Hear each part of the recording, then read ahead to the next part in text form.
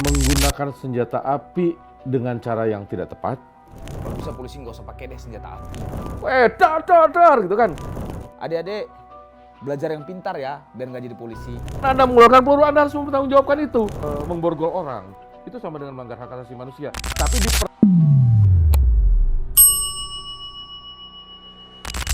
Selamat datang di channel Inspirasi.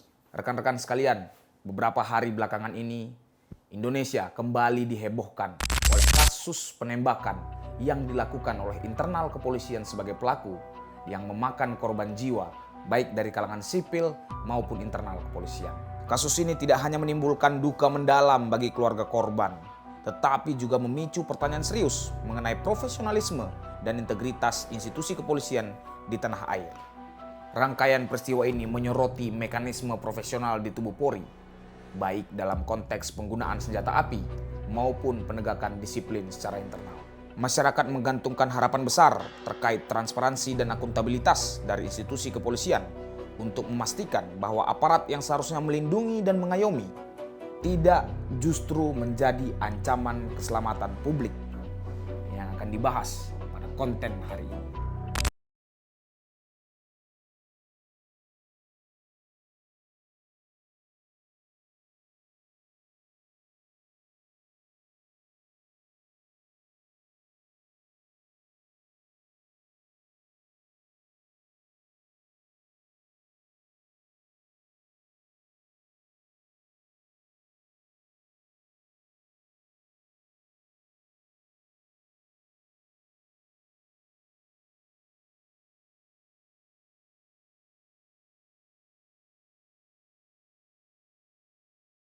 Kali ini kita sudah bersama dengan narasumber, yaitu Bang Andrea Pulungan.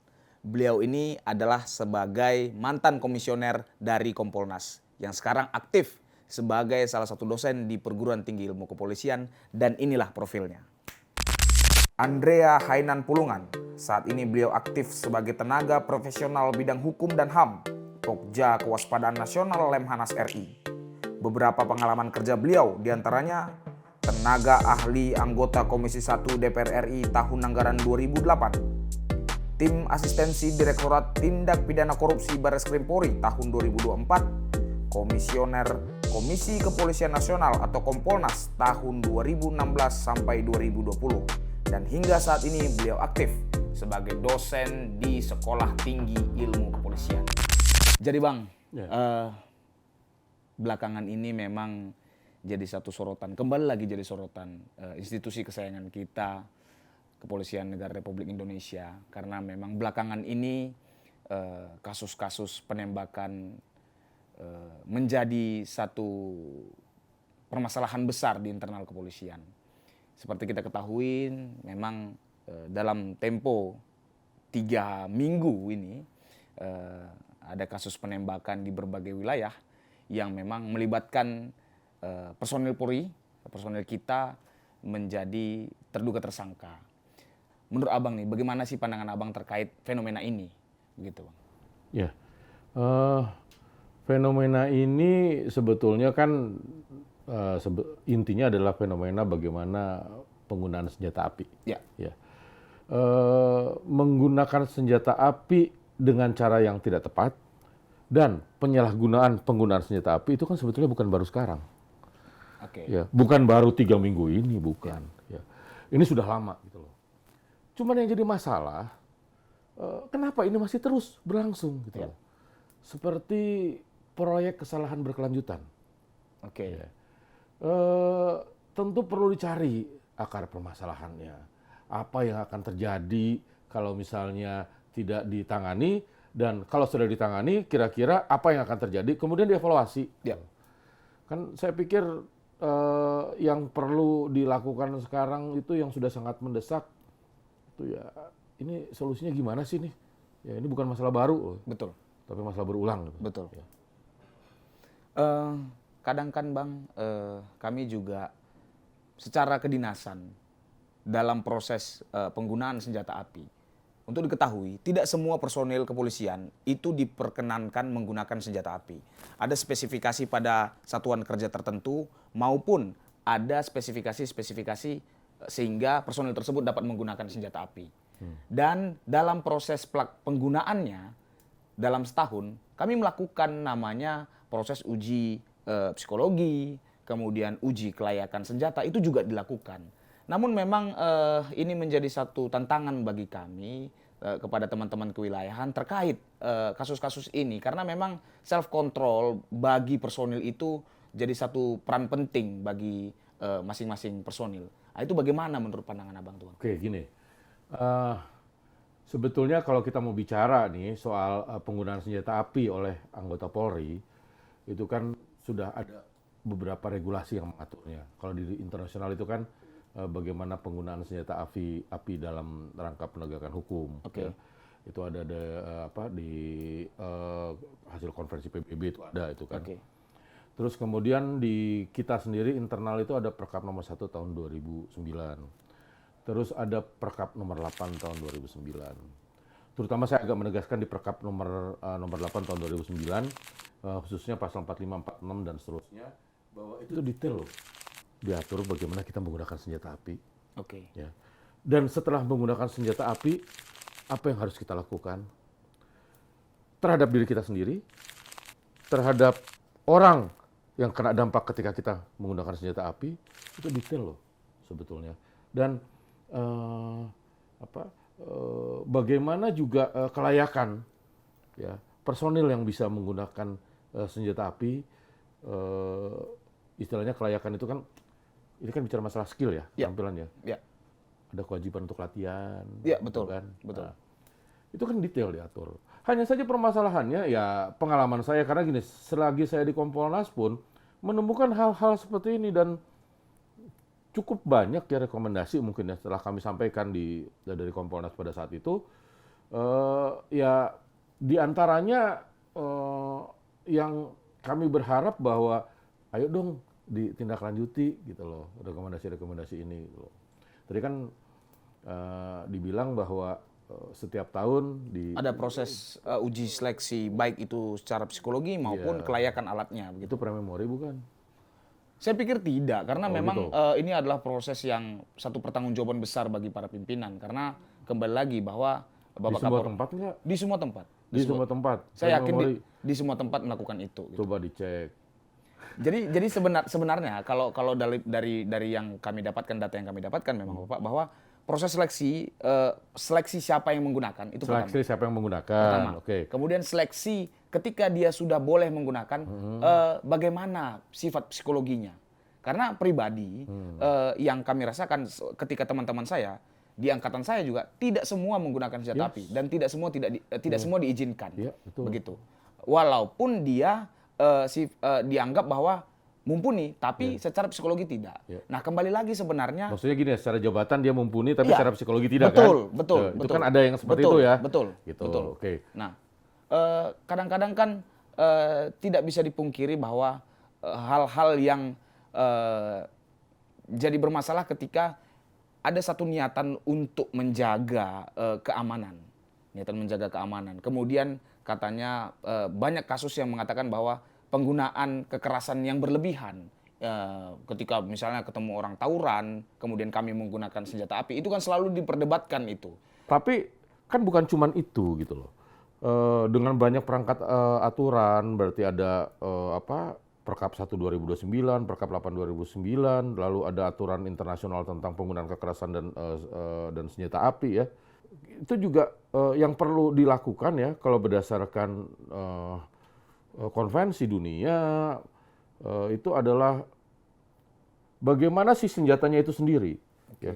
Jadi Polri itu sebenarnya didorong untuk ya pemerintah dan Polri itu didorong untuk bagaimana bisa menciptakan atau menghasilkan sebuah senjata yang melumpuhkan. Oke.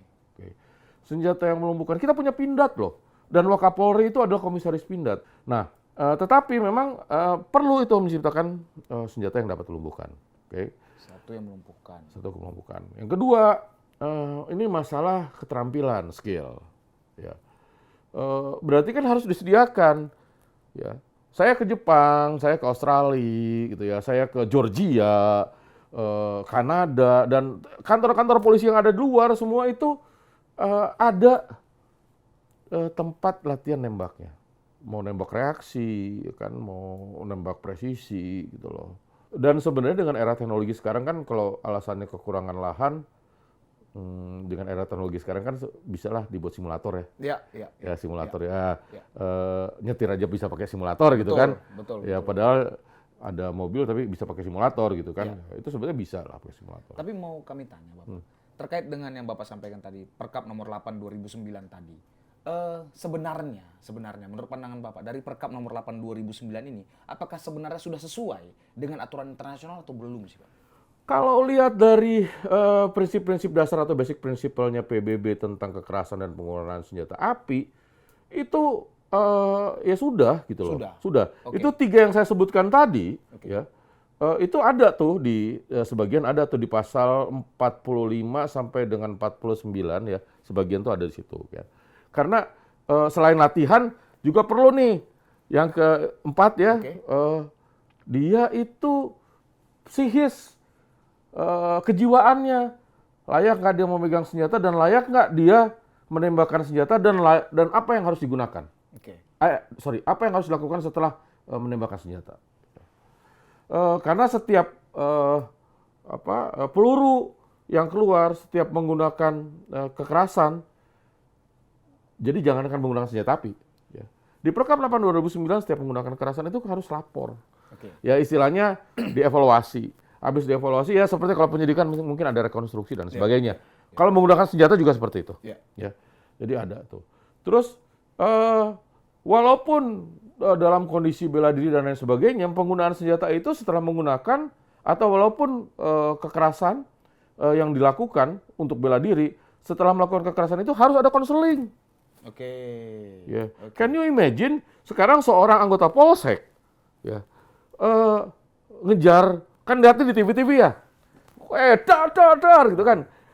Anda jangan cuma sekedar menembak bukan cuma sekedar menembakkan ke depan, ke atas saja. Ya. Kan Anda mengeluarkan peluru, Anda harus mempertanggungjawabkan itu. Betul. Baik prosedur ya maupun kejiwaan. Betul. Tapi ada nggak psikolognya?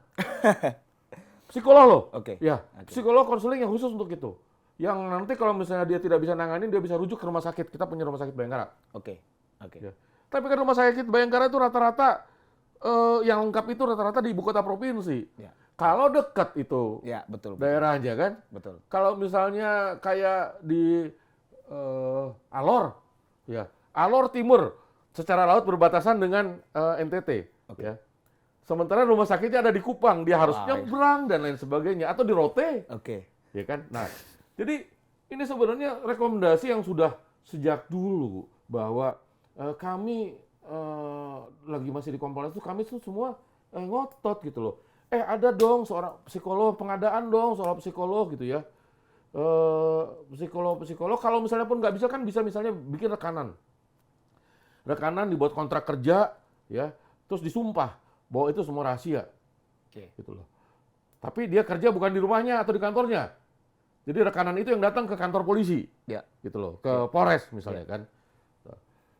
Sampai Polres deh gitu loh. Atau kalau dulu nih 2016 2017 kita ngusulinnya sampai Polda. Tapi kalau ngelihat seperti ini sampai Polres dong. Ya. Dan tiap satker ya kan ada Satwil, ada Satker. Misalnya gini. Satker tertentu ya. Brimob, Sabara, ya itu juga perlu punya. Sebenarnya Pak. Sorry. Nih, kita punya Pusdokes, ya kan? Oke. Kenapa kita nggak punya Puspsi Polri? Betul. Tetangga ada Puspsiad, Puspsial. Ya, Kita kok nggak ada? Ya. Itu kan. Padahal yang berinteraksi dengan masyarakat langsung sehari-hari itu polisi. Justru polisi. Betul. Ya sekarang ginilah, kita berinteraksi terus nih. Kan bisa jadi suatu titik Anda akan mempengaruhi saya akan terpengaruh Anda. Betul. Ya. Atau sebaliknya. Betul. Ya. Karena yang namanya ada interaksi, pasti ada impact-nya. Ya. Gitu loh. Nah, seharusnya didukung itu Kapolri. Jadi Menteri Keuangan juga, misalnya kan Komisi 3 juga gitu ya. Untuk pengadaan psikolog. Ya, ini agenda lama yang belum terrealisasi gitu ya. Belum terrealisasi Belum sampai sekarang. terrealisasi gitu kan. Wow. Agenda lama yang rekomendasi, maksudnya agenda itu rekomendasi kami Iya, ya, iya, gitu ya. Karena kan sekali lagi kasus penembakan ini bukannya saya menganggap sepele yang sekarang, tapi ini kan kejadian berulang gitu Iya, loh. iya. Itu pernah sampai bagaimana penelitian ya, bagaimana mengetahui penyebab dari bunuh diri anggota Polri. Secara saintifik. Iya, Oke. Research. Penelitian. Oke, research. oke. Oke. Oke, penelitiannya PTIK loh itu ya, Oke. dan dipaparkan. Oke. Dan itu relevan dengan waktu itu tugasnya Kompolnas bahwa bagaimana tekanan terhadap penyidik yang harus mengklarifikasi kepada berbagai macam lembaga pengawas. Ya. Kalau mau lihat sekarang, ya mungkin saja gitu loh, suatu saat nanti ada ya istilahnya Serse itu kan megang pistol, Oke. ya kan? Ya dia dapat tekanan dari lembaga pengawas segitu banyak, ya bisa dia bunuh diri atau bisa dia nembak orang kan? Ya nggak? Nah hal-hal seperti ini kan ini masalah-masalah psikolog yang harus di konseling gitu loh. Oke. Ya terus terang ya, kalau misalnya lihat di Solok gitu ya, nih Solok Selatan itu almarhum itu kan mantan murid saya tuh ya. Ya. Tapi terlepas dari itu saya melihat prosedur sajalah gitu loh. Bahwa prosedur yang paling gampang itu kenapa tidak diborgol. Masyarakat itu banyak yang diborgol, preman yang kamuk-kamuk banyak diborgol, teroris yang itu banyak juga diborgol, dan itu mereka melakukan perlawanan loh. Betul, betul, Nah, betul. kemarin kan tidak melakukan perlawanan kalau ada lihat Iya, videonya kan. Iya, betul, betul. Dan itu ada banyak sejumlah polisi di Polda itu. Iya, iya. Gitu loh. Dan tidak ada alasan kalau misalnya katanya ada gangguan mental dan sebagainya, itu urusannya hakim pasal 44. Iya. Hakim yang menentukan itu. Oke, oke. Gitu oke. loh. Nah, cuman gini, ketika kita memborgol, ya, itu melakukan kekerasan nggak? Sebagian banyak Itu kan sebuah bentuk kekerasan yang disahkan Iya. ketika kita memborgol secara tepat. Iya. Ya. Seringan memborgol itu juga harus konseling. Oh, justru sering memborgol orang juga perlu Oh dikonseling. iya dong. Makanya kan gini, prinsip dasarnya adalah kalau kita menggunakan kekerasan, walaupun kekerasan itu disahkan, satu, tidak boleh sampai mengakibatkan kematian. Oke. Kedua, orientasinya ultimum remedium. Oke. Ketiga, kalau sudah menggunakan kekerasan lapor. Oke. Ya, bahwa sudah sesuai dengan prosedur atau belum, prosedurnya seperti apa, dipertanggungjawabkan lah gitu kan. Oke. Keempat, konseling. Oke, kelima, latihan. Oke. Nah, dulu ada senam borgol loh. Ya, betul, ada Bapak. Terus kalau misalnya teman-teman ketika nangkap itu kan diajarin kan seperti Betul, apa? betul. Ya iya, Anda sudah lakukan, ya itu lalui prosedur itu. Karena nangkap orang, memborgol orang, itu sama dengan melanggar hak asasi manusia. Betul. Tapi diperbolehkan oleh undang-undang. Ya, diperbolehkan konstitusi, Gitu. betul. Ya kan? Nah, ya makanya perlu ada konselingnya juga. Pokoknya gini, intinya sih, setiap kali setelah melakukan kekerasan ada konseling. Gitu Oke. loh. Yang berikutnya nih berbicara soal penggunaan senjata api, penggunaan kekerasan. Mungkin kan dulu kan memang seperti yang Abang bilang tadi bahwa memang kejadian yang berulang. Nah, kejadian berulang ini kan sempat statement di mana jangan kalau bisa polisi nggak usah pakai deh senjata api gitu kan. Nah, bagaimana pandangan Abang terkait Oke. itu, Bang? Buat saya aneh aja gitu ya statement itu. Oke. Buat saya sangat aneh gitu. Memang kita harus menata kembali ya. Ya, Ya, menata kembali penggunaan senjata api, oke. oke. Saya sepakat. Tuh. Oke. Tapi kalau tidak menggunakan senjata api kayaknya enggak deh gitu loh. Anda bisa lihat senjata apa yang dipakai ya oleh patroli misalnya di New York Ya, ya. atau di SWAT-nya mereka. Oke, Ya, oke. yang katanya Amerika itu adalah negara demokrasi, ya Ya, kan? ya. Ya rujukan demokrasi. Anda kan bisa lihat gitu Betul, kan. betul, betul. Kita nggak aneh lihat Glock digunakan oleh mereka gitu Betul, kan, MP4 betul, betul. digunakan oleh mereka gitu Betul, loh. betul. Sehari-hari, Betul. oke? Termasuk apa? Pistol kejut Oke. listrik. Sangat. Jadi sebenarnya yang dibutuhkan adalah penataannya. Penataan. Penataan. Nah, kalau saya sih berpikir gini, penataan itu kayak gini. Di dalam magazin itu tidak semuanya harus ada peluru tajam, Saya setuju kalau itu, Pak. ya. Dan yang setahu saya kan harusnya begitu. Kalau nggak salah ada, saya lupa ya porsinya. Tapi yang jelas hampa, karet, tajam. Oke. Nah, itu yang harus dikedepankan itu dulu satu. Oke. Kan gini, kalau kita lihat kasus di Semarang sama kasus di Solok Selatan itu kan berbeda. Oke. kalau di Semarang, kalau di Solok Selatan itu memang sudah dengan niat, gitu ya. Kalau di Semarang belum tentu ya. Itu accident juga karena kelalaiannya juga bisa gitu. Tapi kalau ini kan sudah kalau di Solok kan sudah dengan niat gitu ya. Oke. Cuman masalahnya, ya, apakah di kedua orang tersebut magazinnya itu isinya tajam semua atau ada hampa karet tajam gitu loh. Itu mungkin bagaimana proses pembuktian di persidangan kali mungkin begitu. Oh iya betul, tapi kan itu harus diperhatikan dan Betul. ya saya mau tanya sekarang random, misalnya kita Lantas Metro misalnya kan, random di jalan kita, oke Pak, saya lihat senjata, coba isi magazinnya apa? Itu nggak gitu kan? Sipil boleh nggak nanyain seperti itu Pak? Apa? Nanyain seperti itu atau itu Sipil. bentuk iya, maksudnya atau itu bentuk pengawasan secara internal bahwa melakukan pengecekan secara random terhadap para petugas. Jangan juga terlalu agresif responsif agresif kayak gitulah ya. Yang penting pertama ini adalah ada kebijakannya dulu. Oke. Bahwa kebijakan itu senjata api isinya harus itu. Oke. Gitu kan?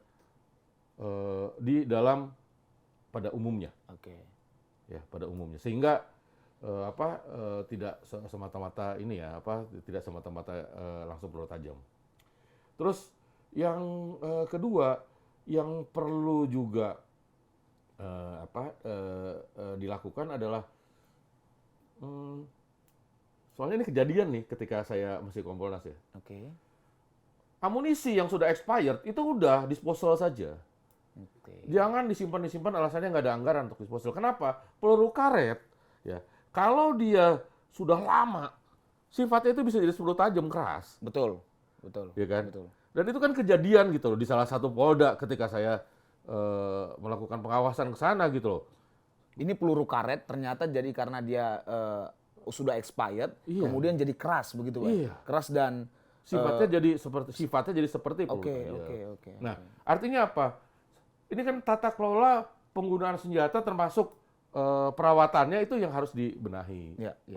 Kalau bicara tata kelola penggunaan senjata ya itu tadi in circumstances dalam waktu-waktu tertentu juga itu atau momen tertentu itu harus kombinasi hampa, karet kemudian tajam. Jadi kan memang ini satu proses yang memang butuh perhatian serius, baik dari kebijakan sampai ke tahap operasional. Tapi yang mesti diingat satu, Apa itu, Bang? bahwa ini adalah common knowledge. Oke. Common knowledge artinya apa? Mayoritas pemangku kepentingan yang berkewenangan atau stakeholder itu sudah tahu seharusnya begitu. Berarti sekarang permasalahannya bukan di tataran kebijakannya berarti. Ya, buat dulu dong kebijakannya. Kebijakannya ada nggak? Tadi kan kita sudah sampaikan bahwa berkait dengan Perkap nomor 8 tahun 2009 itu kan sudah standar untuk penggunaan. Oke, Ya, kan begitu. Okay. Nah, kemudian berkaitan dengan kebijakan sudah dilakukan ada waskat, ada Perkap tentang waskat, kemudian dari personil juga ada ada tes psikologi, bagaimana kemudian masing-masing personil dari masing-masing satker juga diuji untuk kelayakan dia menggunakan senjata api. Nah itu perlu diuji kembali. Oke, itu perlu diuji kembali. Perlu diuji kembali gitu. Apakah ini pertanyaan diuji dalam artian apakah sudah dilaksanakan atau belum? Satu, atau sudah dilaksanakan sesuai dengan aturannya atau belum? Atau justru kajian terkait kebijakan tersebut yang sudah tidak relevan lagi sebenarnya. Menurut Abang itu gimana tuh? Semuanya. Iya, karena gini, apakah sudah dilaksanakan sesuai dengan aturan atau cuma prememori? Oke. Terus siapa yang melakukan pengawasan independen terhadap pelaksanaan itu? Karena gini, di dalam melakukan tes misalnya kan, layak atau tidak, secara rasio jumlah asesor yang berkompeten, artinya berkompeten menurut pandangan saya adalah dia yang mempunyai sertifikasi psikologis klinis, psikologi klinis untuk apa gitu kan, ada lagi ya, untuk apa? Nah itu kan jumlahnya minim ya di Polri. dan Polri tidak punya pusat psikologi Polri gitu loh ya. Oke. Terus itu berkelindan dengan kualitas ya, kualitas dari tes kejiwaan psikologi dalam menggunakan untuk memiliki senjata gitu loh.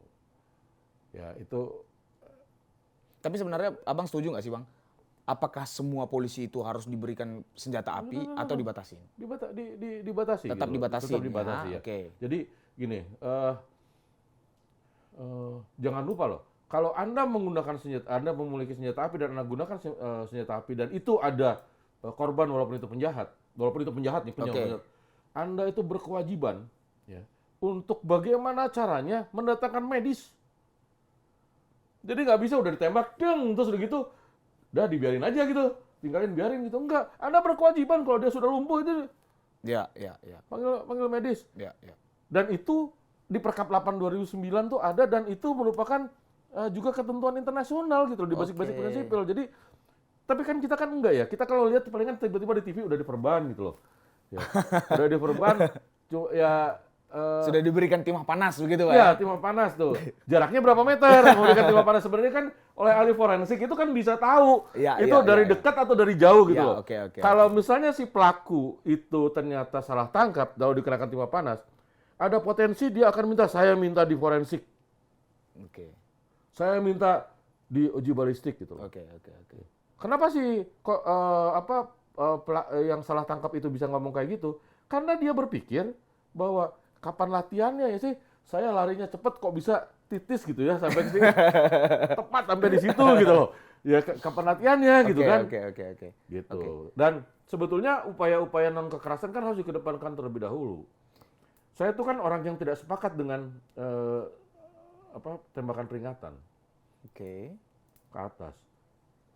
Iya kan suka itu kan? Itu kalau tidak di keramaian. Itu kalau nggak kena orang lain.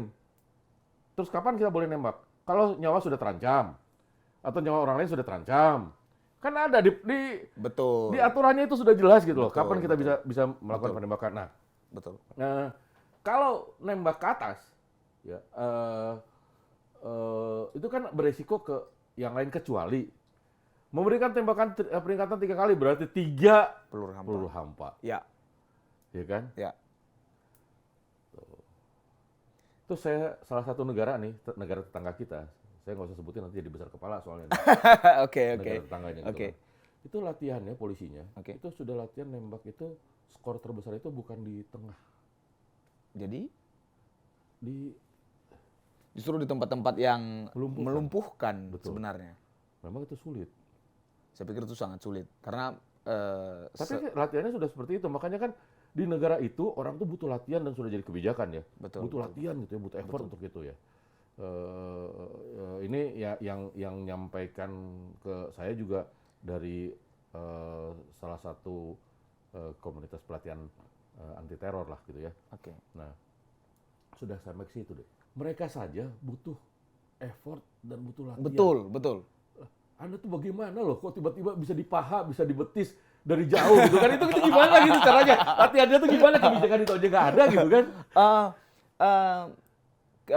Saya coba pertanyakan begini Bapak. Bercerita tentang sesuatu hal yang ideal, itu adalah mimpi di setiap instansi. Melakukan sesuatu yang ideal, sesuatu harapan. Itu harus saya potong gitu. Itu bukan soal ideal, bukan soal harapan. Itu basic principle, prinsip dasar. Berarti kan wajib. Karena itu fondasi. Kan di UN juga namanya basic principle. Untuk penggunaan kekerasan dan senjata api.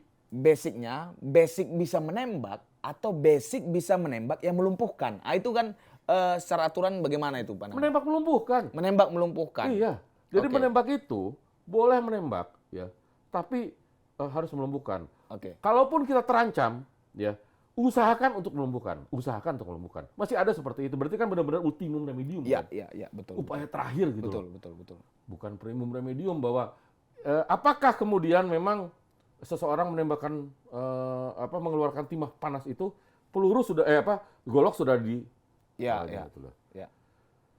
Pelaku kalau lari dikejar. Ya. Makanya nggak boleh gendut, kayak saya kan nggak bisa gitu kan, gendut kayak saya tuh nggak bisa. Terus harus ada tes keselamatan kan? Ya, betul. Setiap 6 bulan sekali. Iya, dan Setiap itu sudah semester. mulai Ya, lagi saya lihat ya, saya nggak tahu kalau di ya, wilayah ya. ya. Tapi kalau saya lihat di PT IKA itu kan di stadion itu digunakan oleh Ya. satker-satker di Ya. Mabes atau sekitarnya tuh kan. Nah, itu sudah gitu kan. Nah, makanya itu perlu gitu. Oke. Ini hal yang menarik karena kita berbicara dengan konten di media sosial ya Bapak. Karena cukup menggelitik bahasa bahwa adik-adik belajar yang pintar ya biar nggak jadi polisi.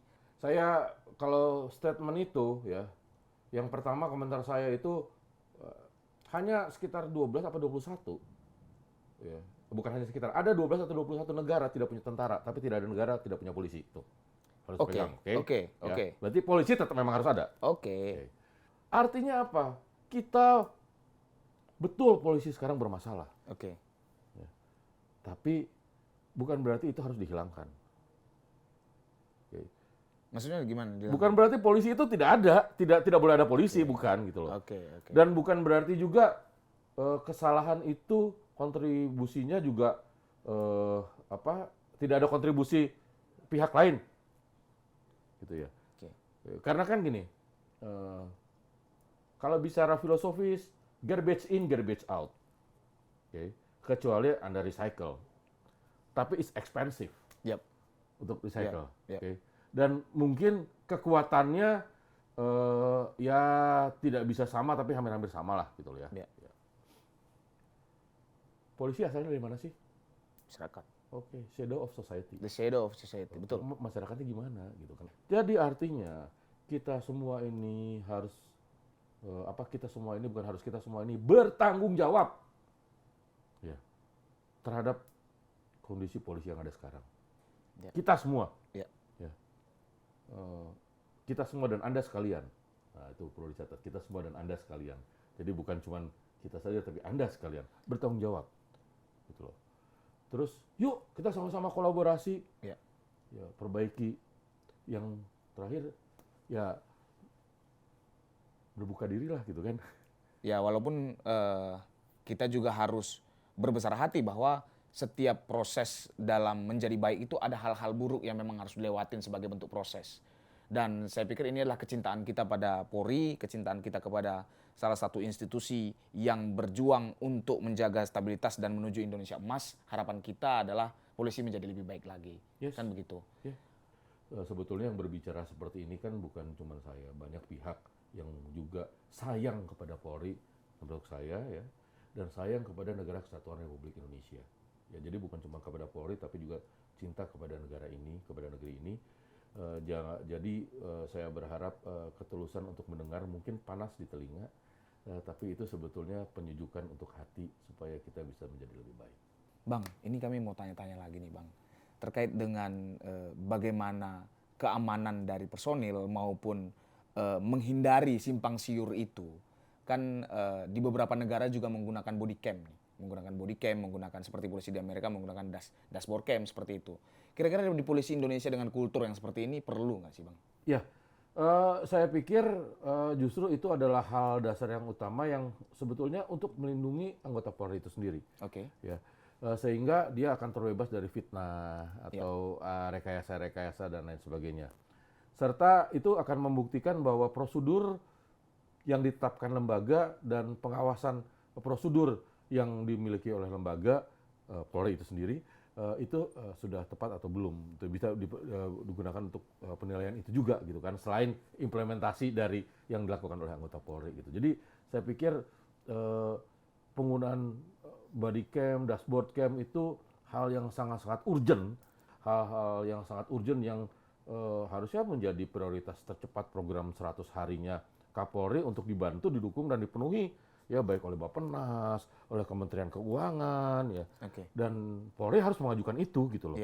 Ya setidaknya di wilayah-wilayah kota besar dulu lah.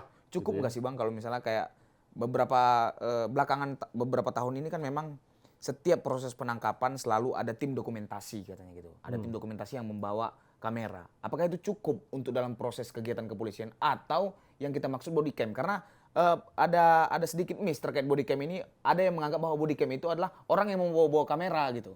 Body Iya cam kan? itu ya dia Body cam itu naruh kan, ditaruh iya, gini ditaruh kan. di badan gitu. Dan Jadi semua server pengawasan dan lain sebagainya ada di ada di pusat di kantornya Iya, lah iya, gitu kan iya. gitu. karena kan Jadi- apakah misalnya kita berbicara misalnya apakah cukup nih kalau cuman kamera atau handphone deh dibawa, karena mungkin kita kan tidak bisa apple to apple dengan masing-masing polda dengan segala macam permasalahannya. Nah, itu dia makanya kan kalau dibilang kalau masalah apple to apple itu selalu jadi excuse. Oke. Ya. Jadi saya pikir gini, mungkin tidak bisa sekarang, tapi kan beberapa polda bisa sekarang, misalnya Iya.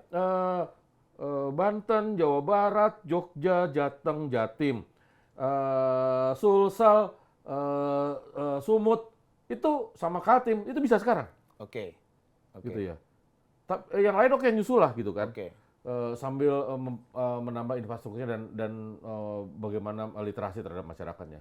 Jadi saya pikir Bukan satu excuse ya, apple to jangan apple itu. jadi excuse. Saya sepakat sih memang tiap polda itu mempunyai kearifan lokal masyarakatnya sendiri. Iya. Tapi kan bukan berarti soal penggunaan teknologi Iya, gitu iya, loh. iya, iya. Ini kan masalah willing dan kemampuan. Iya, Ya. Ketika willing itu sudah ada, oke, kemampuan mana? Polda prioritas dulu, misalnya kan Jawa dulu, Sumatera sama Kalimantan Timur misalnya gitu loh. Sumatera Utara dan Kalimantan Timur misalnya gitu kan. Jadi itu harus ya itu tadi bahwa itu harus di drive ya Dari pimpinan. dari Iya, pimpinan. iya. Mungkin Bapak, kami boleh minta saran kepada Bapak terkait apa sih yang harus dilakukan atau menjadi hal-hal yang operasional atau hal-hal yang paling awal yang dapat dilakukan bagi satuan-satuan kerja untuk menjaga personil-personilnya agar tidak terjadi hal-hal yang serupa, begitu Bapak. Saya pikir yang pertama itu adalah pimpinan lah ya, pimpinan Polri dulu mengeluarkan kebijakan mau melakukan apa terhadap permasalahan ini. Oke. Ya. Tapi jangan karena emosional, karena rusuh gitu ya. Jadi betul-betul telah mau melakukan apa. Karena gini, jangan sampai nanti polisi nggak boleh bawa senjata. Iya, iya, iya. Kan ada nih di waktu itu kebijakan yang katanya menangani unjuk rasa nggak boleh bawa senjata, polisinya dilemparin. Ya. Iya. Itu juga tidak humanis, Iya. gitu loh. Tapi kan apa dong gitu ya? Ya itu yang harus dipikirkan oleh Polri. Tanya sama saya tahu apa? Saya bukan sumber informasi satu data gitu loh. Tapi mari dong duduk sama-sama kita bicara. Iya. Kita evaluasi apa yang ada dan jangan alergi. Nah, yang kedua nih jangan alergi ketika kita harus menyatakan bahwa oh iya ya kemarin ini masih belum sempurna, Iya. gitu ya. Masih belum baik kemarin Iya. ini gitu ya. Iya. Jangan alergi dan jangan takut Iya, gitu iya, loh. iya. Karena Apalagi sampai tabu begitu, Pak. iya, Iya, betul, betul. karena yang setiap hari akan selalu benar, tidak pernah salah, ya. Makhluknya Tuhan itu hanya malaikat. Polisi masih manusia, Iya. kayak rocker. Ya kan? Rocker juga manusia gitu kan. Ya. Oke. Jadi ya cuman semangat untuk menjadi lebih baiknya itulah yang perlu terus dikobarkan, bukan dipertahankan, dikobarkan. Ya. Ya, ya, ya. Hari ini harus lebih baik dibandingkan hari kemarin. Itu kobarkan terus. Gitu. Terus ya tulus jujur lah itu aja. Ya. Satu itu kalau nggak tulus, aduh nanti kalau misalnya saya ngerjain ini bisa-bisa saya nggak punya jabatan. Ya, ya. Atau kalau saya ngerjain ini saya takut nih nanti komandan saya mutasi saya gitu kan Ya, itu ya, ya. udah aja nothing tulus. Ya, ya, ya. Ya. Karena memang pada basicnya adalah Kalau itu masih cinta sama polisi ya. oh iya dong. Ya, harus kecuali dong. kalau cinta sama posisinya itu beda. Cinta polisi dan cinta posisi itu beda. Oh iya gitu iya kan, iya ya oke kan? oke. Quote kita hari ini, apakah kita sebagai personil cinta dengan polisi atau cinta dengan posisi? Oke, terima kasih banyak Bang atas diskusi hari ini, luar biasa bagi kami dan kami berharap ini menjadi satu gambaran dan satu inspirasi bagi teman-teman di kewilayahan. Karena pada dasarnya rasa cinta kita pada institusi ini akan tergambar pada bagaimana kita memberikan pelayanan kepada masyarakat. Oke Sobat Inspirasi, jangan lupa like, komen, dan subscribe. Serta kalian share supaya ilmunya tidak diam di kalian. Hormat buat kawan-kawan semua.